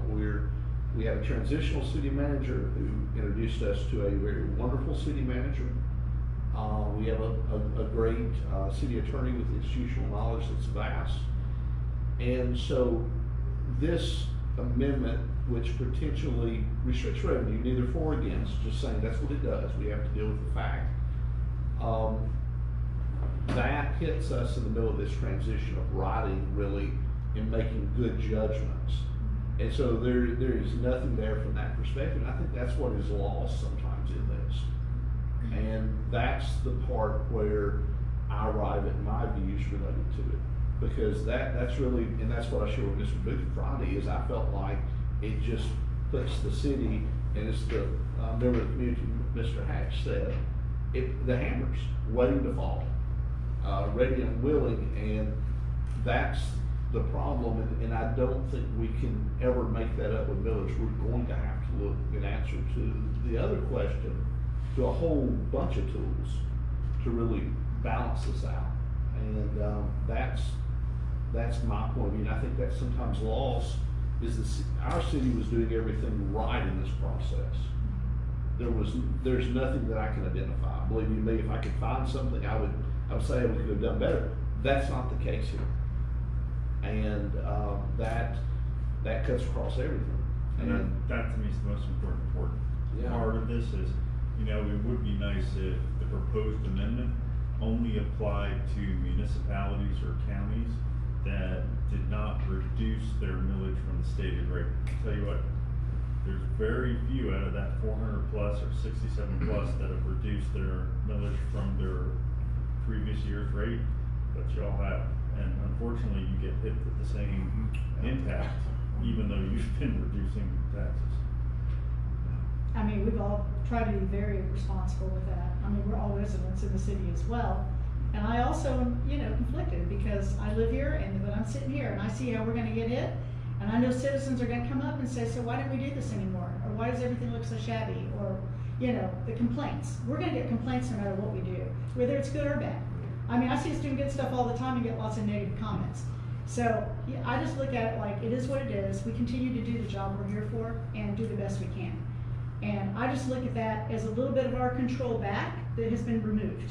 If we go to the rollover rate or the max rate, minimally stay at the current rate, but if we go to the max rate, it's just a little bit of money that we can apply that we weren't going to have. And it's really our only control right now.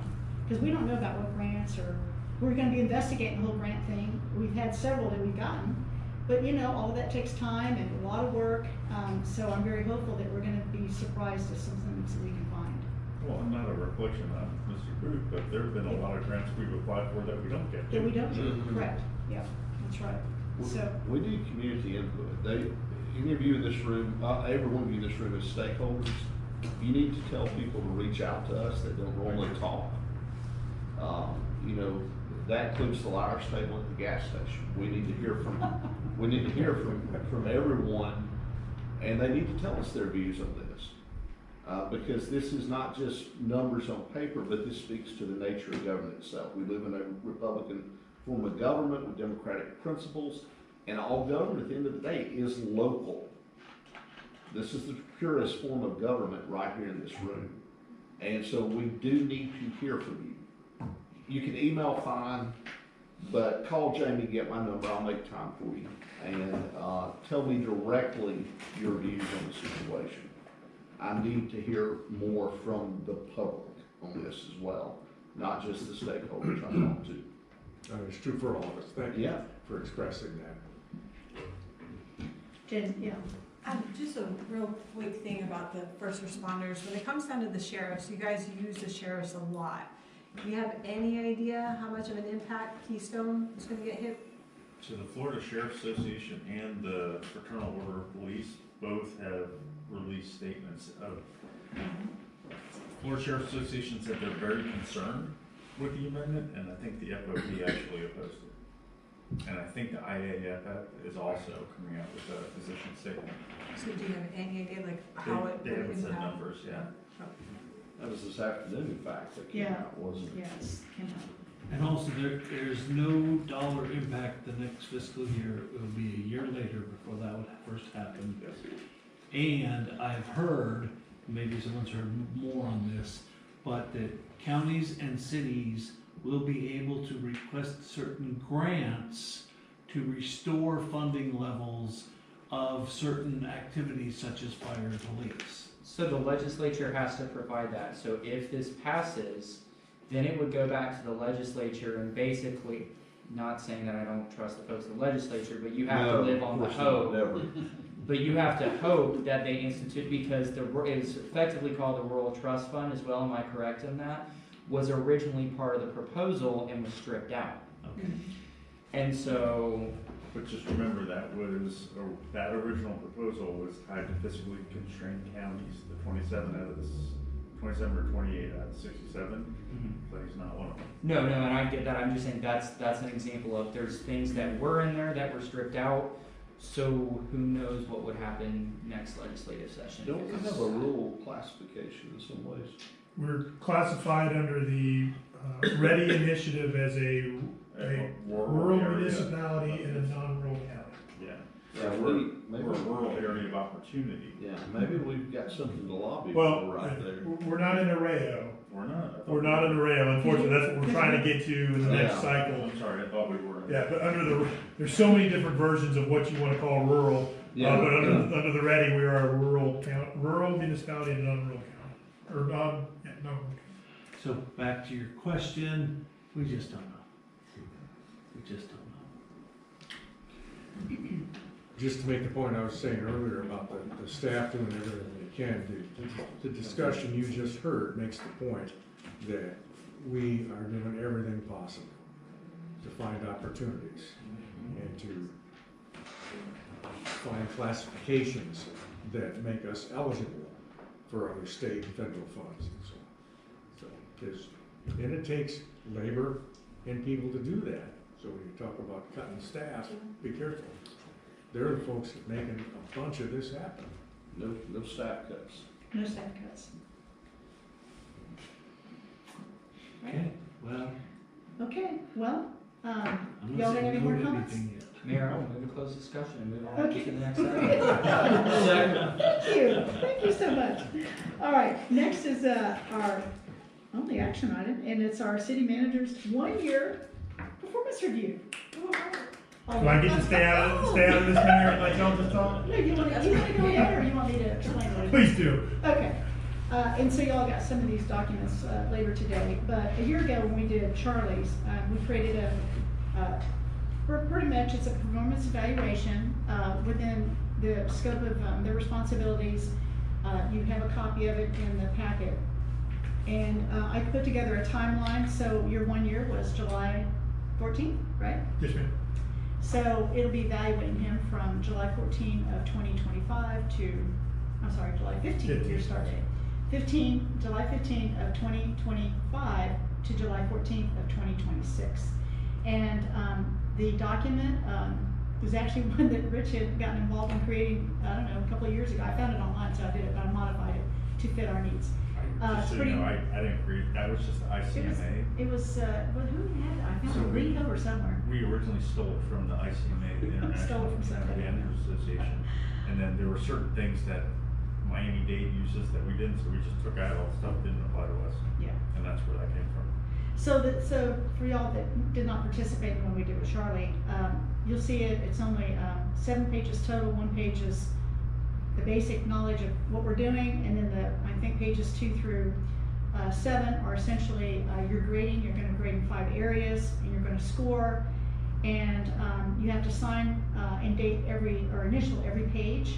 And once you have completed your assessment, what you want to do is send it to Mr. Commando, and what he will do is combine the scores, which they will share with us, and we can average as 5 of us what that score is. Okay, and I think on the timeline, I think we sent it today, so until you'll see you have till September 15th or 13th, 14th, our next 14th meeting. was on your timeline. Right, our next meeting to complete your assessment and send that to Rich, and then he'll have until October 3rd to get that average back to us. So we can and we can also plan to have one-on-one interviews with Jamie on our personal assessment with him. We won't be doing a public assessment. And that's it. It's very simple, cut and dry process. Obviously, just be cognizant of anything on the evaluation, even though you're completing them independently, they're still public records. Right. So, anybody have any questions? No? Okay, thank you. Appreciate it if y'all can do that. And, cause already it's been a year, I can't believe it. All right, moving along. So Rich, you have any comments? No, Madam Mayor, thank you. Thank you. Brandon, any comments? Yes, so I just wanted to, my only comment is, Jamie, you've heard from me about a couple of work orders quite a few times this month. I had a bunch that were sent my way prior to during the storm, and I just want to say thank you to you and the staff for working through those. So I'll tell the public a very funny story. The other day, I was on my way home when the flash flooding hit, and Jamie and I basically ended up texting probably 90% of the evening. It rained so hard in such a short span, I literally could not get to my house, and myself nor the UPS driver could come down that side of Garden Street. So we decided to don't know if I should have done this, but drove around town getting photos. And you know, it was really interesting. I mean, you know, we had just had this conversation, right, about the flood vulnerability assessment at last month's meeting, and what better time to get photos than when you're getting 5 inches of rain in an hour. But between that and obviously that day, you were out that evening assessing. I know city staff was out that evening assessing as well. I finally made it home around 7:30, and I know they were out even past that. The very next morning, I ended up working from home that day. I come driving down Lawrence to run and grab breakfast it was 9:30, and city staff was already working in that FDOT areas he was talking about to get that culvert cleaned out along Lawrence Boulevard. They were working on a tree on Garden Street that day, and by about 1 o'clock, already more than 20 areas that obviously needed recovery efforts and cleanup were already identified. So I just want to say shout out, this is why the staff that we have in our public works that we have are so important, is because not even 6 hours after work was started back, we were pretty much where we needed to be. And I did have one more that came in, by the way, one more work order that was submitted. It is a drain, it's a side one. I didn't even know it was on this street. Okay. And it's at the end of a dead end. That was sent to me this morning, so I'll make sure to get that over to you. But I just wanted to commend you and the staff and the public works team for jumping right on the ball with that and moving things along as quick as y'all did. So with that said, that's it, Mayor. Great job with that too. Appreciate it. It's an adventure, that's for sure. Yeah. Dave? Nothing to add, thank you, I probably said enough, as usual. Dan? I just wanted to share with council members here. This was from 2014. This was when Our Country Day ran July 4th. This is about a 20-page program. Okay, it has the events for the whole week that happened July 4th, where they were at. They also sold advertisements, and they made money for it. And so Our Country Day was a massive volunteer effort. And I want this back, but I just want to share it with you. I tell you, our Country Day was wonderful. And if we need to look for other ways to run events and for other organizations, maybe Friends of Keystone Heights is the modern day version of Our Country Day. I don't know, but it's been done before, and they did a great job. And we should try to learn, as much as we can there. I'd totally forgotten, for example, that there was a volleyball tournament in 2014. And so me running this beach volleyball tournament is, well, in recent 10 years, new, but in 2014 they had it. I just wanted to share that with you.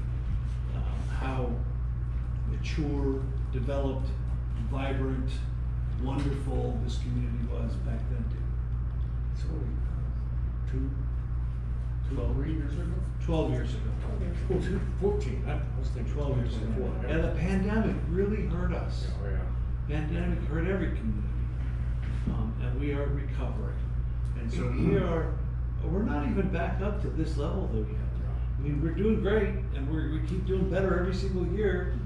But I would disagree with we're not up to this level, because I will say also at the time there wasn't as much going on in the park after the parade as there is now. Well, there was the baby crawl, but it wasn't as well attended between the hot was, dog contest and the dunk tank and everything. Volleyball and look at the agenda there. They did the street dance. I played in the one in doing the street dance right now. But a lot of those were also outside individual organizations and peeps. So like the high school volleyball team had stepped up and done it back then. That was not necessarily run by Our Country Day either.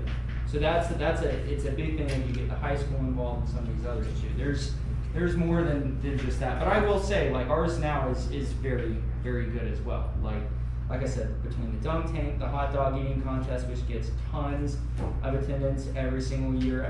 Last 2 years we've had winners that have come from outside of the area. There's teams doing good. But now that you're elected, you may feel differently about the dunk tank. What is it? Listen, volunteer to throw me in there next year. I don't care. Well, really, I just only had a comment or two. I attended the Women's Empowerment Luncheon that was hosted.